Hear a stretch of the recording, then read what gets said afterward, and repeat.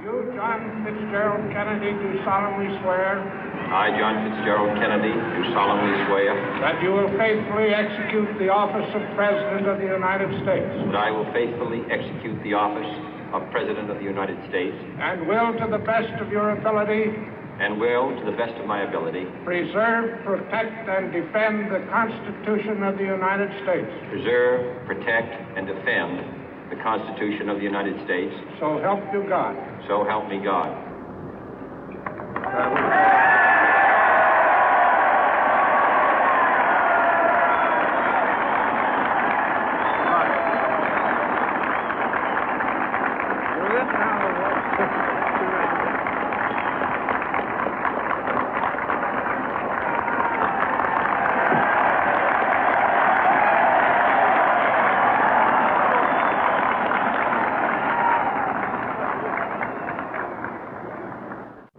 Vice President Johnson, Mr. Speaker, Mr. Chief Justice, President Eisenhower, Vice President Nixon, President Truman, Reverend clergy, fellow citizens.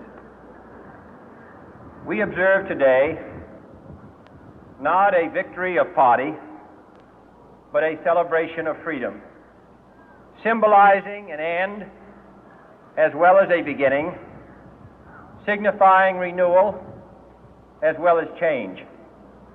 For I have sworn before you and Almighty God the same solemn oath our forebears prescribed nearly a century and 3/4 ago. The world is very different now, for man holds in his mortal hands the power to abolish all forms of human poverty and all forms of human life. And yet the same revolutionary beliefs for which our forebears fought are still at issue around the globe.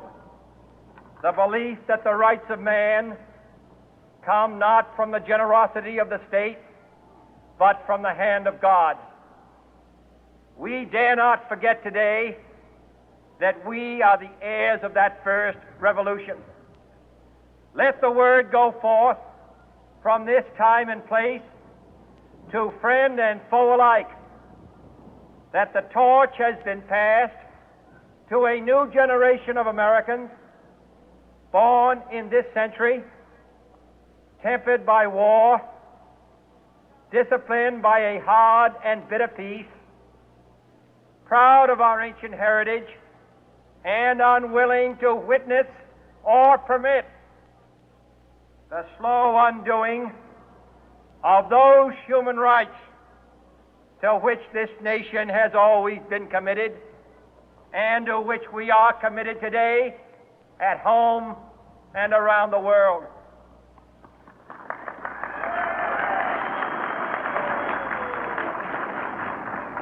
Let every nation know, whether it wishes us well or ill, that we shall pay any price, bear any burden, meet any hardship, support any friend, oppose any foe to assure the survival and the success of liberty.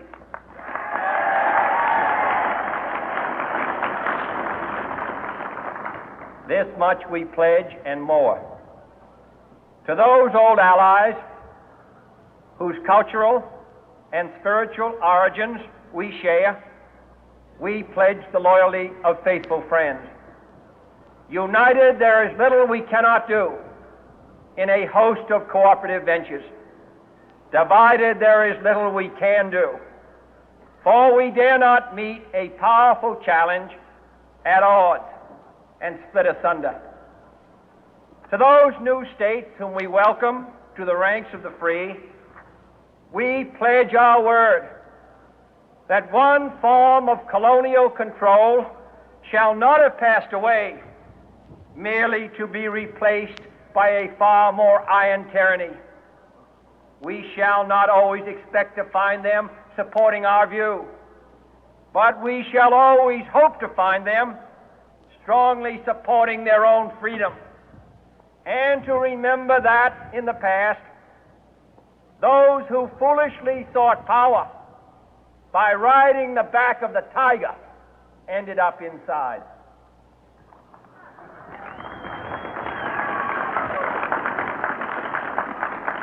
To those people in the huts and villages of half the globe struggling to break the bonds of mass misery, we pledge our best efforts to help them help themselves for whatever period is required, not because the communists may be doing it, not because we seek their votes, but because it is right.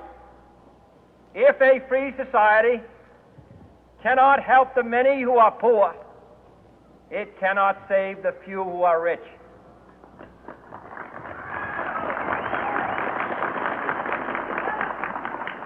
To our sister republics south of our border, we offer a special pledge to convert our good words into good deeds, in a new alliance for progress, to assist free men and free governments in casting off the chains of poverty. But this peaceful revolution of hope cannot become the prey of hostile powers. Let all our neighbors know that we shall join with them to oppose aggression or subversion anywhere in the Americas. And let every other power know that this hemisphere intends to remain the master of its own house.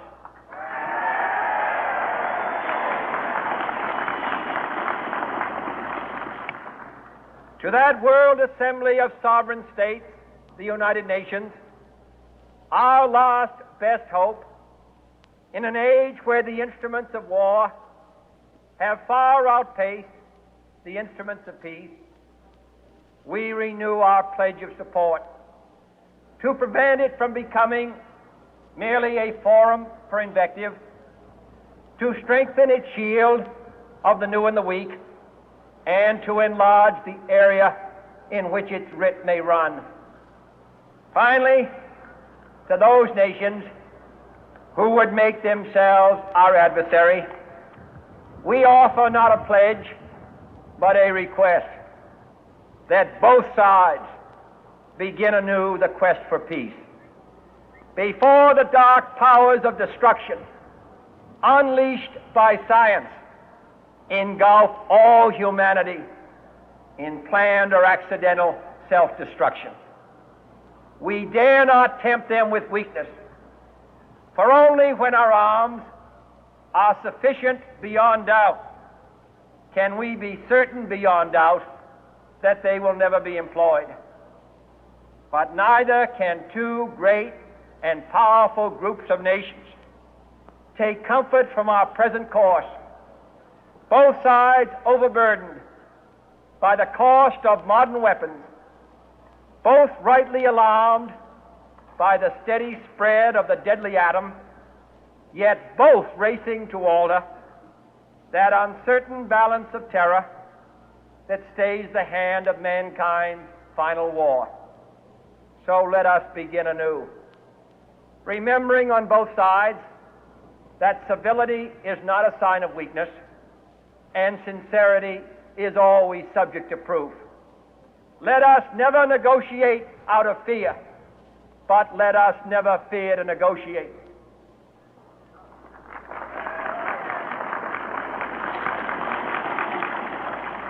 Let both sides explore what problems unite us, instead of belaboring those problems which divide us. Let both sides, for the first time, formulate serious and precise proposals for the inspection and control of arms, and bring the absolute power to destroy other nations under the absolute control of all nations.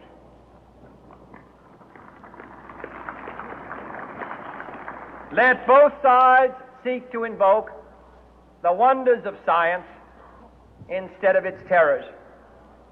Together, let us explore the stars, conquer the deserts, eradicate disease, tap the ocean depth, and encourage the arts and commerce. Let both sides unite to heed in all corners of the earth the command of Isaiah to undo the heavy burden and let the oppressed go free. And if a beachhead of cooperation may push back the jungle of suspicion, let both sides join in creating a new endeavor, not a new balance of power, but a new world of law, where the strong are just and the weak secure and the peace preserved. All this will not be finished in the first 100 days, nor will it be finished in the first 1,000 days, nor in the life of this administration, nor even perhaps in our lifetime on this planet. But let us begin.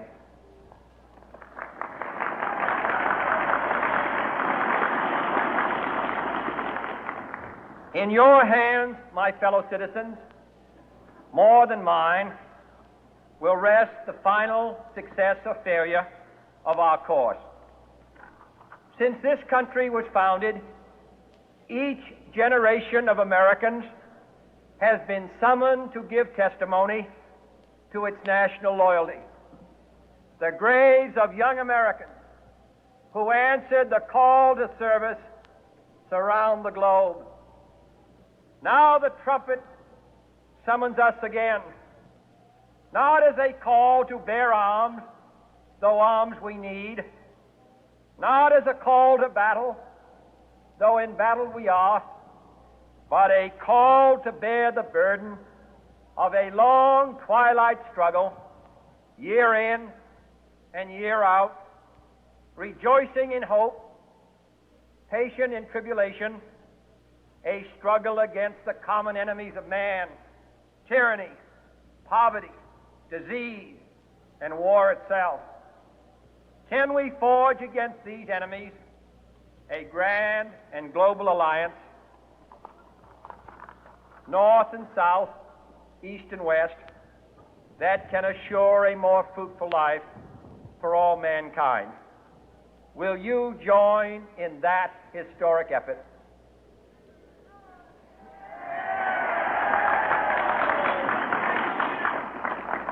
In the long history of the world, only a few generations have been granted the role of defending freedom in its hour of maximum danger. I do not shrink from this responsibility. I welcome it.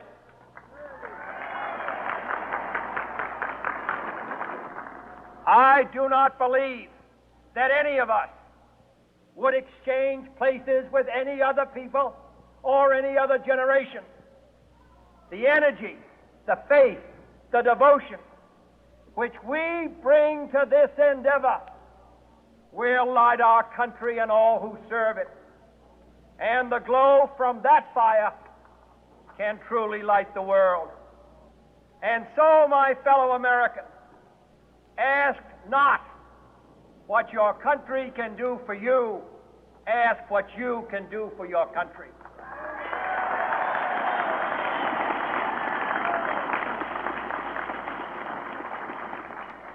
My fellow citizens of the world, ask not what America will do for you, but what together we can do for the freedom of man.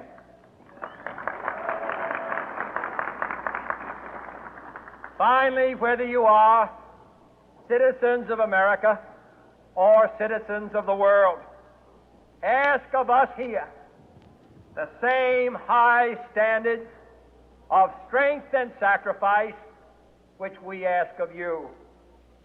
With a good conscience, our only sure reward, with history the final judge of our deeds, let us go forth to lead the land we love, asking His blessing and His help, but knowing that here on